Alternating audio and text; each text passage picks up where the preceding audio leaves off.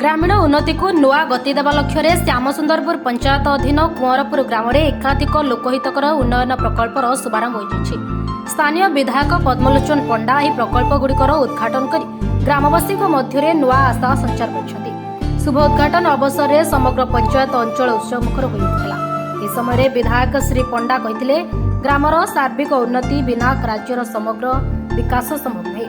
ग्रामीण अंचल मौलिक सुविधा सुदृढ़ करने को सरकार प्रतिबद्ध बोली से जणाइथिले। पंचायत अंचल में पोखरी उन्नतीकरण बाबद को 4,50,000 टंका, वृद्धाश्रम निर्माण, रास्ता और आलोईकरण सहित विभिन्न जनहितकर कार्य प्राय टंका अनुदान दिया। ଏହି କାର୍ଯ୍ୟକ୍ରମରେ ପୂର୍ବତନ ସରପଞ୍ଚ ରାଧାରମଣ ପଟ୍ଟନାୟକ, ଯୁବନେତା ଜଗନ୍ନାଥ ଦାସ, ଡକ୍ଟର ଅଜୟ କୁମାର ପଣ୍ଡା, ଶିକ୍ଷକ ଲଳିତ କୁମାର ସିଅଳକ, ସମିତି ସଭ୍ୟ, ପଞ୍ଚାୟତର ଜନପ୍ରତିନିଧି, ସରକାରୀ ଅଧିକାରୀ ଓ ବହୁ ସଂଖ୍ୟାରେ ସ୍ଥାନୀୟ ଲୋକ ଉପସ୍ଥିତ ଥିଲେ। ଗ୍ରାମବାସୀ ଏହି ଉନ୍ନୟନ ପଦକ୍ଷେପକୁ ସ୍ୱାଗତ କରି ବିଧାୟକଙ୍କ ପ୍ରତି କୃତଜ୍ଞତା ଜଣାଇଥିଲେ। ମୋ ନାଁ ଜଗନ୍ନାଥ ଦାସ, ମୁଁ ଶ୍ୟାମସୁନ୍ଦରପୁର ଯୁବନେତା। ଆଜି ଆମର ବିଧାୟକ ଶ୍ରୀ ପଦ୍ମଲୋଚନ ପଣ୍ଡା दीर्घ दिन स्वप्न था आम श्यामसुंदर पंचायत कुंवरपुर ग्राम में गोटे बड़ पोखरी जहाँकि 3 एकर ऊर्ध्व हम सी अधूरा स्वप्न आज पूरण कर मनरे हस फुटे। तेणु सी आज 14 लाख टंका शिलान्यास कर। तेणु काली पाखर पोखरी खोला चलो। आहरी ये सिमुलिया ब्लॉक रे कौन सी आश्रम नाला। आम जड़े सहद निज आप्राण चेष्टार कुश आश्रम जोटा कि आज शिलान्यास कर।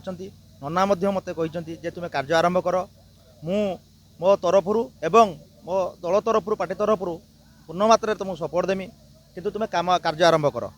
जाऊ नना को धन्यवाद। आम श्यामसुंदरपुर पंचायत रे जिते जो मुहूर्त जो लोक मैंने असुविधा पड़ती नना पूर्ण मात्रा साहाय्य करती। तेणु से आम नना पाखरे सबु बेले चिर ही रहू। आहरी आपण मैंने जानवे जे संपेरु आमर बौलगड़िया से रास्ता से प्रधानमंत्री ग्राम सड़क योजना रे जाइए। खूब कम दिन भर टेंडर हम सेठी नना स्पेशल सीएम प्रोजेक्ट रे 5 लाख आपणकर बौलगड़िया को 4 लाख ये विभिन्न प्रकार आपन कहने प्रोजेक्ट ना सरीबनी नहीं। बर्तमान आम जो कुश आश्रम कर निज पारिश्रम अर्थर से खर्च करुँच। आगामी निश्चित सरकार अनुदान आसो निश्चित आगक जीव। आम आपण माध्यम भी जन देचु एठी आम समस्त पाखक जीवु साहाय्यर हाथ बढ़ेबू। Bureau report Sutradhar news.